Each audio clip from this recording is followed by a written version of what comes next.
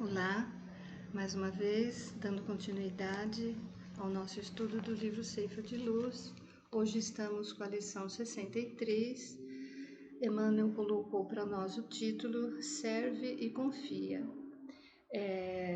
através da carta de Paulo, 1 ao Coríntios, capítulo 1, versículo 9.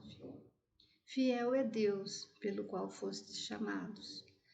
Nesta carta que Paulo escreve, então, alguns tópicos chamam a nossa atenção. Em primeiro lugar, ele coloca da fidelidade de Deus e ele chama a atenção, então, para os adeptos, da igreja em Corinto, para aquela comunidade religiosa, como estava sendo essa fidelidade. Por que será que ele usou o termo fidelidade, É uma expressão que entre os antigos judeus era bastante favorita deles, porque eles lembravam toda a passagem desde Moisés até a chegada na Terra Prometida. Moisés sempre colocou muito sobre essa fidelidade de Deus e eles trabalharam durante aqueles anos todos na travessia do deserto, levando o tabernáculo, onde a fidelidade a Deus era algo para eles realmente muito importante. E eles se sentiam realmente o povo consagrado, o povo escolhido, aquele povo que Deus havia então conduzido para a felicidade. Quando Paulo escreve sobre isso, ele faz com que, de certa forma, eles retomem a essa expressão da fidelidade, porque se Deus era fiel para com todos eles, se Deus os havia consagrado e escolhido, o que estava acontecendo naquele momento, naquela comunidade em Corinto, que eles não estavam sendo fiéis a Deus. Haveria um problema ali muito grande que deveria ser tratado. Essa parte também da carta, ela é considerada até como uma carta bastante rigorosa. A cidade de Corinto trouxe muitos problemas para Paulo. Era uma cidade que estava sob o domínio de Roma e Roma havia dominado os gregos, Então eles eram submissos a Roma, mas eles estavam numa localidade geográfica onde haviam 2 portos, então eles recebiam ali muitos visitantes, muitos comerciantes, e havia muita influência, inclusive dos próprios romanos que ali habitavam. A cidade tinha judeus, os cristãos convertidos e os romanos. E Roma não se importava muito com o que acontecia nas igrejas, naquela igreja em Corinto ou na comunidade cristã de modo geral, desde que não atrapalhasse os negócios que eles desenvolviam ali naquela cidade. Porém, Paulo, percebendo essa situação muito difícil, onde havia muita prostituição, muita bebida, muita orgia, muita ganância, muito poder, muita política, aquilo tudo estava influenciando e atrapalhando aquela igreja. E ele chama a atenção deles, então, para que eles não mais se sentissem assim tão pressionados para o trabalho que eles desenvolviam ali naquele momento, da igreja nascente.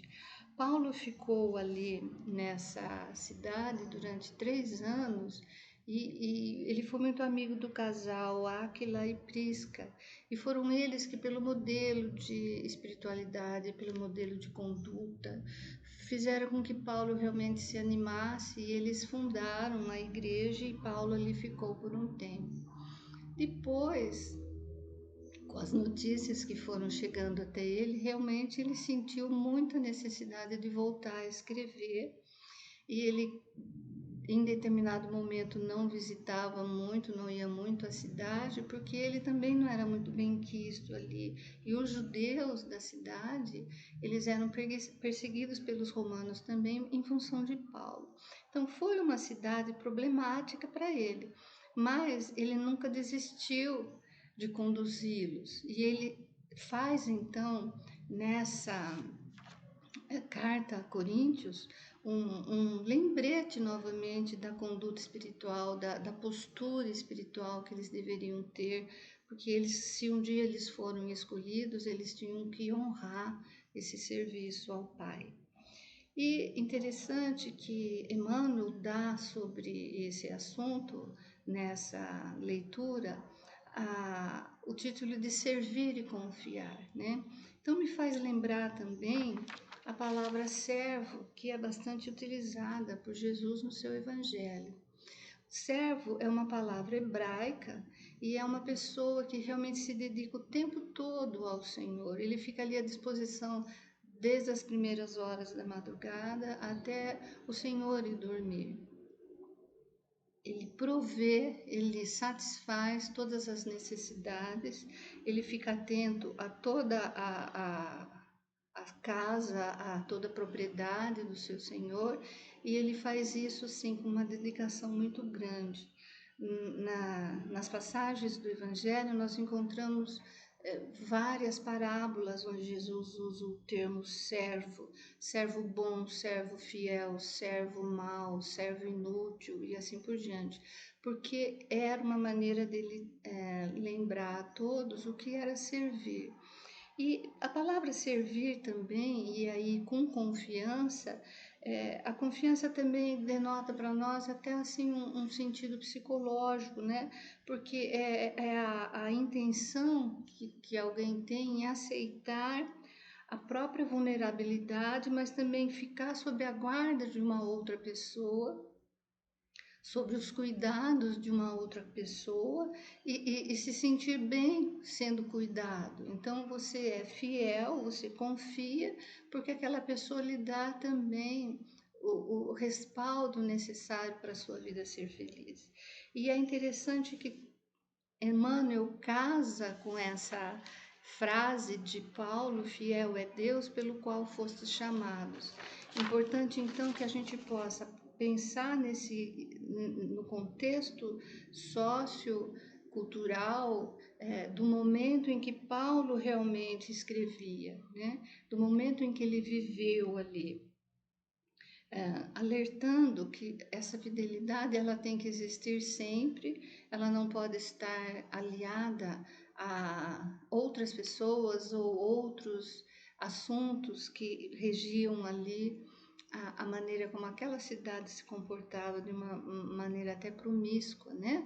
E era muito difícil para todos eles se manterem fiéis a isso também, né? Eles tinham muitas influências, era complicado para eles de repente não se envolverem com também outras situações ali que a comunidade em si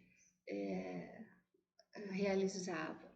Para termos uma ideia, as próprias sacerdotisas do templo, elas fechavam as portas à noite com os viajantes, com os comerciantes, e ali dentro do templo eram orgias, eram bebidas, eram tramas, era um mundo assim realmente muito difícil, né? Nesse aspecto, então, cultural da cidade, econômica e moral da cidade, Paulo relembra a eles o princípio evangélico que eles haviam aceitado e estado dispostos a servir ao Senhor. Mesmo sendo uma carta rigorosa, Paulo coloca ali para eles, então, novamente os deveres com os quais eles deviam se comprometer ainda mais, sempre se garantindo que realmente Deus estava com eles o tempo todo, para eles não se sentirem sozinhos e confiarem em Deus, né? É essa a ideia, então. No livro Religião dos Espíritos, interessante que nós encontramos também uma outra lição de Emmanuel intitulada Obreiros do Senhor. E nessa lição ele coloca as qualidades de um verdadeiro obreiro. Ele coloca assim que aquele que serve, que trabalha para o Senhor, ele não tem interesse próprio para fazer aquilo, ele não reclama, ele não cria embaraços, ele não traz problemas para ninguém, ele não fica suspeitando, ele é tolerante, e ele vai assim, deixando para nós nessa mensagem aquilo que também ele coloca para nós nessa lição 63 do Ceifa de Luz. Ele inicia assim: frequentemente aparecem companheiros que se dizem inabilitados para a tarefa que se lhes conferiu. Eles assumem compromissos e vão se afastando desses compromissos nas primeiras dificuldades, alegando que eles não são capazes, que eles são incompetentes, que eles não conseguem fazer o trabalho que foi pedido. E aí Emmanuel vai colocando que essa execução desse trabalho, então, vai sendo adiada e vai sendo assim, por um tempo indeterminado, abandonado. E aquele que se sente envolvido nessa situação é para não esquecer do dever que foi abraçado num primeiro momento e para não temermos essas dificuldades todas que iríamos enfrentar. E ele traz para nós assim ainda: as leis divinas nunca falham. A natureza não espera frutos de laranjeira nascente. A vida não senta a criança na cátedra do professor. Se há momentos de crise, então, não nos esqueçamos dos encargos que nos competem, mantendo-nos firme no lugar de trabalho em que o mundo nos colocou, cultuando a certeza de que não nos faltará auxílio para a concretização do bem a que fomos chamados.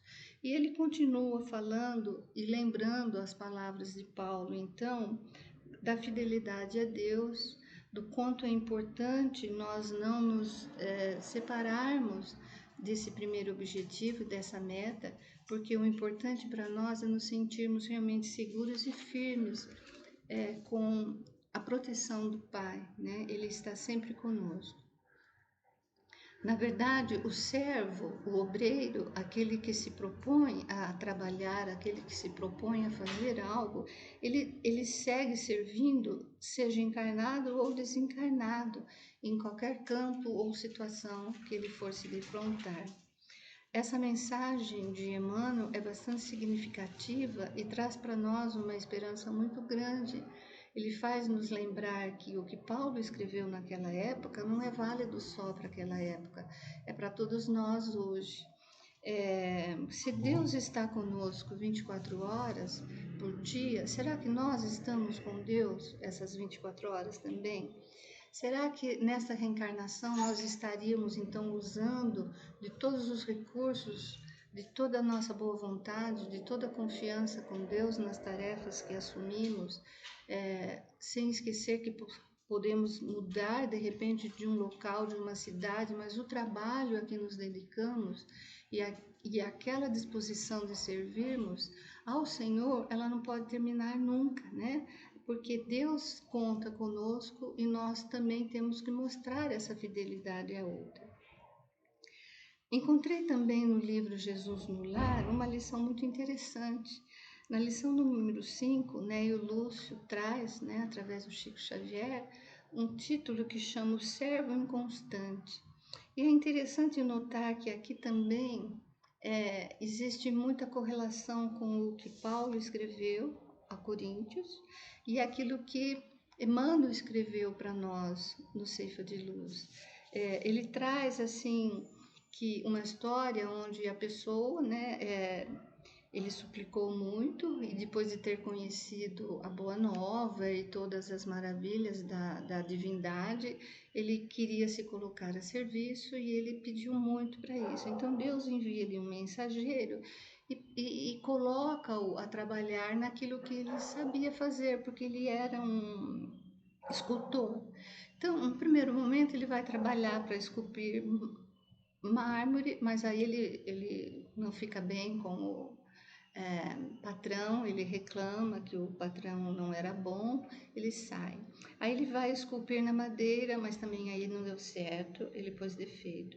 Aí ele vai fazer colunas gregas, aí ele vai fazer arcos, ele vai fazer arcas e nada dá certo. E ele vai passando de empreiteiro em empreiteiro até que ele desiste e ele simplesmente volta o mensageiro para ele, nessa história do Jesus no lar e pergunta para ele por que, que não deu certo. E ele só reclamou, ele só se queixou.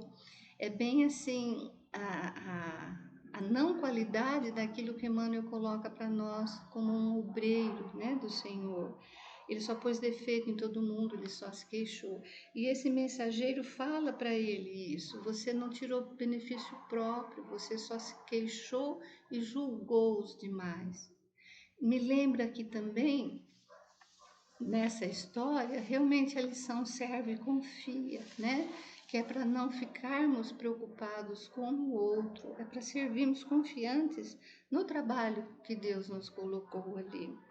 E depois ele conclui que é bem-aventurado aquele que se deixa aperfeiçoar pelas mãos, mesmo de um toque de quem educa e corrige, porque aquilo vai nos fazer a renovação, vai nos trazer um aprimoramento, e é através do outro que nós realmente crescemos e aprendemos, porque essa renovação, esse aprimoramento espiritual é único, né?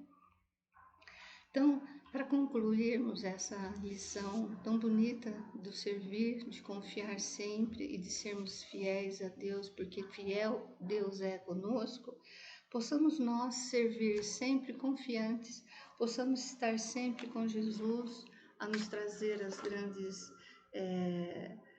a grande força através do Evangelho de amor que Ele nos coloca à disposição todos os dias das nossas vidas e confiando em Deus que nos ama e que nos espera e que possamos estar assim voltando confiantes a esse abraço do Pai amoroso para que possamos um dia novamente estarmos felizes no reino de Deus. Muita paz a todos.